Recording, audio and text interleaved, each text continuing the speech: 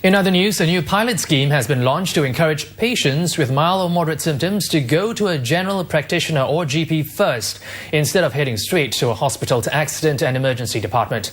The aim is to reduce crowds at Changi General Hospital's A&E department. More than 130 GPs in the East have signed up. Changi General Hospital's A&E department sees about 500 patients a day, but about half of them could have been treated by a GP instead. One reason they choose to go directly to the hospital could be costs.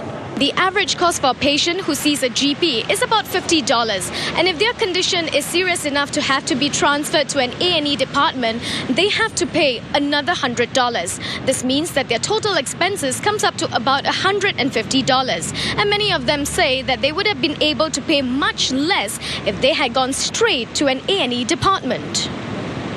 So to incentivize patients, the new scheme will offer a $50 subsidy to those who visit the GP first and are subsequently referred to A&E.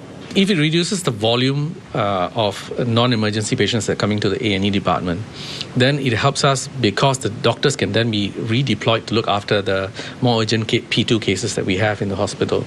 P2 cases sometimes wait anything from half an hour, maybe even more sometimes.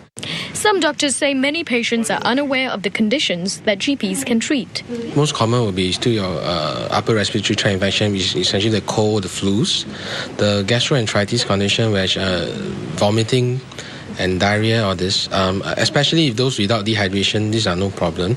And in fact, in some GP clinics, even you need rehydration. We actually have infusion services available in some of these clinics.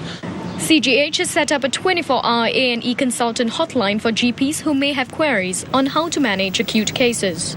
This website has also been launched to help patients know where to go depending on the severity of their condition.